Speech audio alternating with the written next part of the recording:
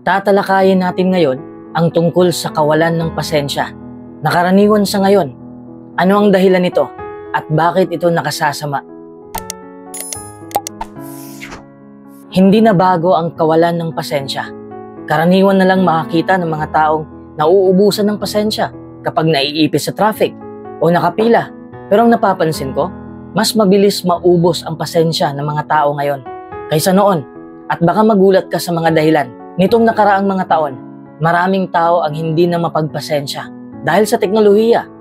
Binabago ng digital technology gaya ng mga cellphone, camera, email at iPod ang ating buhay. Dahil sa mga teknolohiyang yan, gustong-gusto nating magkaroon agad ng resulta ang mga bagay-bagay. Ano mang naisin natin, gusto nating makuha agad yun ng mabilis, ng mahusay at ayon sa ating paraan. Kapag hindi nangyari yon, nadidismaya tayo at naiinis na senyales na kawalan ng pasensya. Nakalimutan na nating maghinay-hinay lang at i-enjoy ang bawat sandali. Naniniwala ang ilan na bihira na lang ang gumagamit ng email at malapit na itong hindi gamitin. Bakit? Dahil ang mga taong nagpapadala ng email ay wala nang tiyagang maghintay ng ilang oras o kahit ilang minuto lang para sa sagot. At gaya ng pagsulat ng liham, ang email ay nangangailangan pa ng panimula at pangwakas na pagbati. Para sa marami, ang mga ito ay boring at ubos oras. Kaya mas pinipili nila ang instant messaging. May WhatsApp na, Viber, Messenger, etc. Tila wala nang tiyaga ang mga tao na mag-type ng mga pagbati. Hindi na tinitingnan ng marami kung may mali sa naisulat nila. Kaya madalas na mga liham at email ay maraming mali at napupunta pa sa maling tao, naro-wrong send. Maraming tao ang wala nang tiyagang magbasa ng mahahabang artikulo na nakaimprenta o kahit sa blog. Napansin ko kasi sa mga tao ngayon, may blog ako, brainpower2177.blogspot.com. Pero hindi naman binabasa ng buo. Nahalata ako kasi nagko-comment kagad kahit hindi pa nabasa ng buo ang artikulo. Anyway, ang pagnanais na makuha agad ang gusto ay hindi lang nangyayari sa larangan ng digital communication. Parang nag-aapura na rin ang mga tao sa iba pang aspekto ng buhay. Halimbawa, minsan ba'y ang bilis mong magsalita, kumain, magmaneho, o gumasta ng pera? Ang sandaling paghihintay na dumating ang elevator, mag-green ang ilaw trapiko, o magbukas ang computer, ay nakakainip na. Di ba? Uulitin ko, maraming tao ang wala nang tiyagang magbasa ng mahahabang artikulo na nakaimprinta. Bakit? Dahil nasanay na silang mag-browse ng mabilis sa mga webpage. Ano pat puro blurb at bullet na lang ang binabasa at umaasang makita agad ang pangunahing punto. Bakit hindi na mapagpasensya ang mga tao? Hindi natin alam ang lahat ng dahilan. Pero tila matibay ang ebidensya na pwedeng maging problema ang kawalan ng pasensya. Tatalakayin natin sa videong ito ang ilang panganib sa pagiging hindi mapagpasensya at kung ano ang pwede mong gawin para maging mas mapagpasensya ka. Pag-isipan ng eksenang ito. Isang lalaki ang nagmamaneho sa isang kalsada kung saan bawal mag-overtake. Katamtaman lang ang takbo ng babaeng nagmamaneho sa unahan niya. Para sa mainiping lalaki, parang napakabagal nito, kaya binuntutan niya ito ng husto. Nang maubusan na siya ng pasensya, pinaharurot niya ang kanyang sasakyan at nag-overtake sa babae. Nilabag niya ang batas trapiko. Ano pat isinapanganib ang kanilang buhay. Iba pang eksena, kumusta naman ang babaeng walang pasensya sa mga kaopisina na hindi niya kasing talino o kasing bilis magtrabaho? O ang lalaking inip na inip sa pagdating ng elevator, kaya pindot ng pindot sa call button? Nawawalan ka rin ba ng pasensya sa mga magulang mong matatanda na?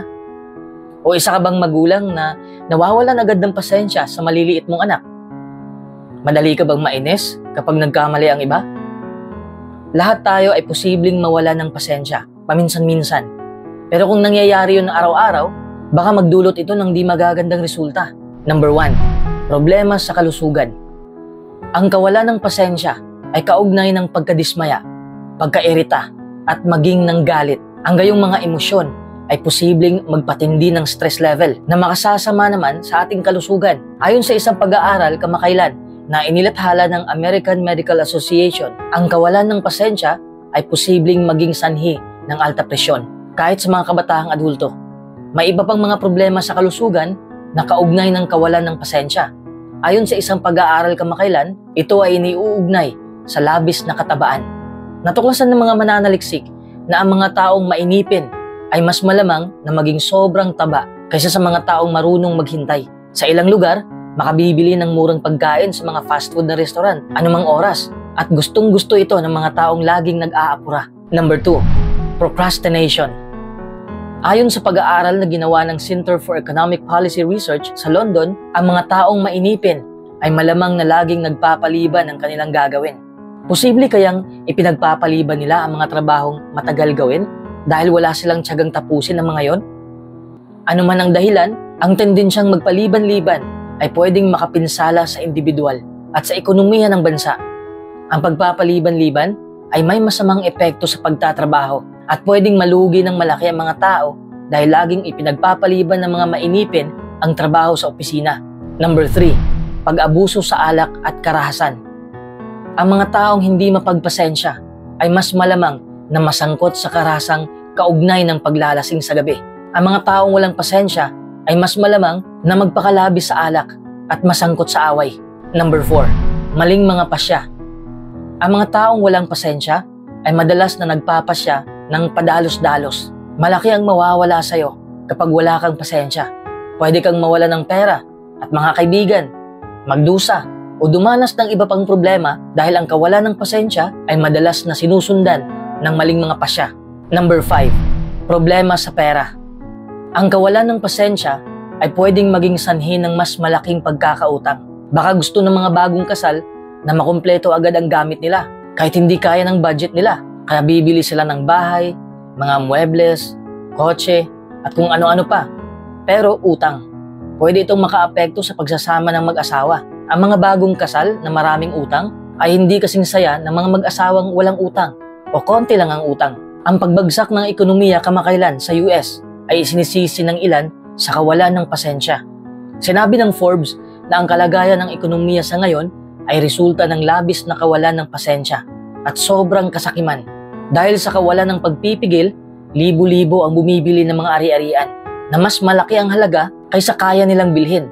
Kaya nangungutang sila ng malalaking halaga na hindi nila mababayaran sa loob ng maraming taon. At baka nga, hindi na talaga nila mabayaran. Number 6, pagkawala ng mga kaibigan.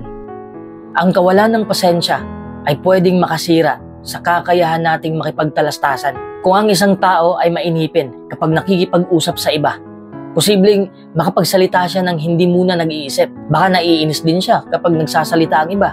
Baka hindi niya mahintay na tapusin ng kausap niya ang gusto nitong sabihin. Kaya ang walang tiyagang makinig ay may tendensyang madaliin ang kausap niya. Ano pat siya na ang tumatapos sa sasabihin nito o humahanap siya ng paraan para tapusin agad ang pag-uusap.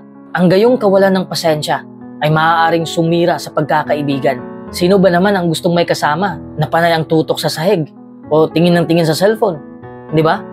Ang kawalan ng pasensya ay hindi magandang katangian. Lalayuan ka ng mga kaibigan mo dahil dito. Ilan lang ito sa masasamang resulta ng kawalan ng pasensya. Tatalakayin naman natin ngayon kung paano ka matututong maging mapagpasensya. Pero bago natin pag-usapan yan, kung nagustuhan niyo po ang video ito, i-like niyo po. I-share niyo na rin para maraming tao ang matuto kung paano habaan ang kanilang pasensya. Maraming salamat po sa iyong suporta. Matapos mong mapanood ang video kanina, malamang nasasang-ayon ka na mientras mas mahaba ang pasensya mo, mas gaganda ang kalusugan mo. Nakagagawa ka ng mas mabubuting pasya at magkakaroon ka ng mabubuting kaibigan. Kaya paano ka magiging mas mapagpasensya? Isa lang alang ang sumusunod ng mga mungkahi. Number 1, alamin ang mga dahilan. May mga bagay o sitwasyon na madaling makaubos ng pasensya ng isa. Kung tatanungin kita, bakit ka nawawala ng pasensya? May partikular na mga tao bang sumusubok ng pasensya mo? Baka kasama rito ang iyong asawa, mga magulang, o mga anak. O may panahon lang ba na talagang madali kang maubusan ng pasensya? Halimbawa, mas madali ka bang mawala ng pasensya kapag naghihintay sa iba? O kapag malilate ka na? Nawawalan ka ba ng pasensya kapag ikaw ay pagod, gutom, inaantok, o na-stress?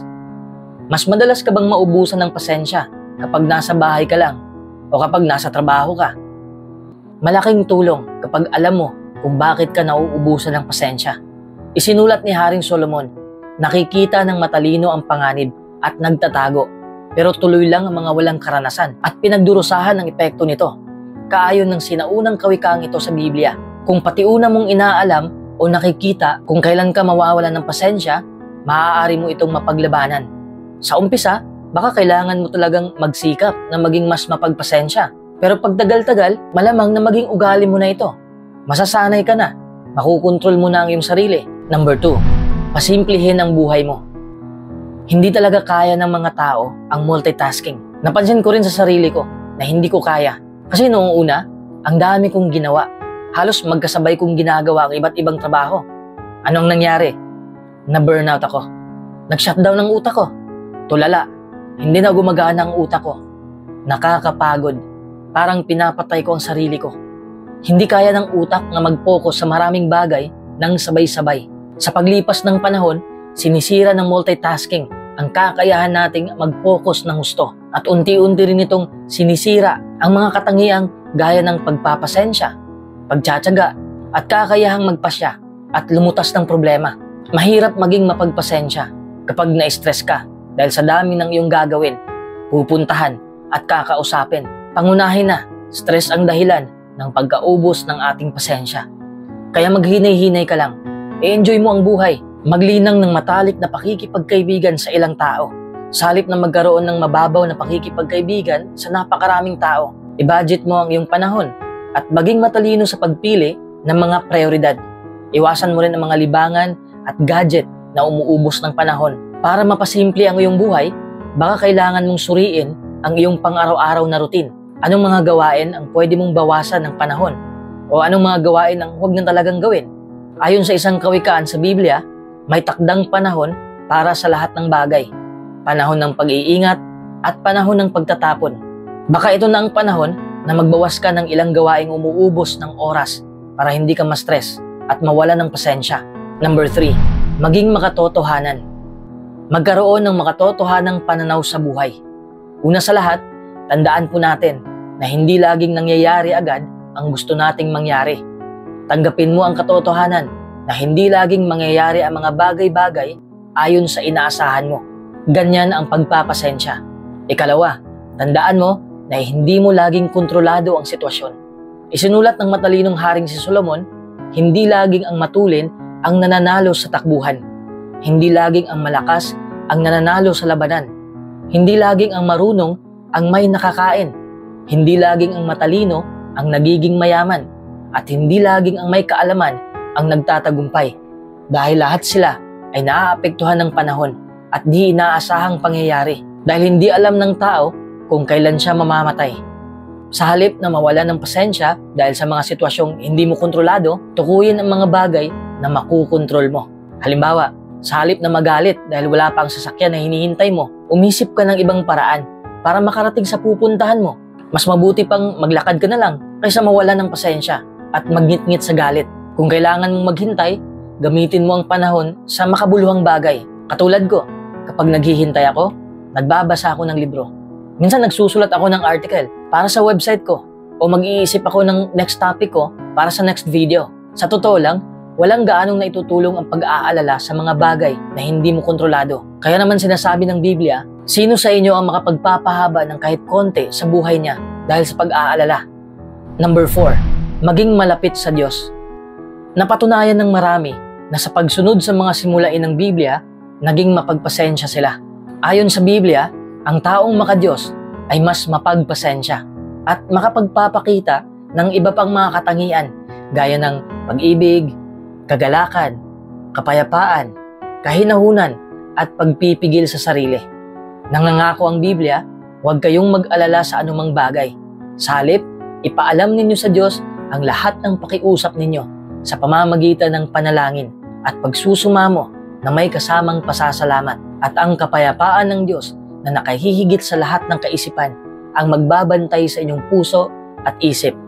Mag-aral ka ng Biblia para matutuhan mo kung paano mababawasan ang kabalisahan mo at magiging mas mapagpasensya.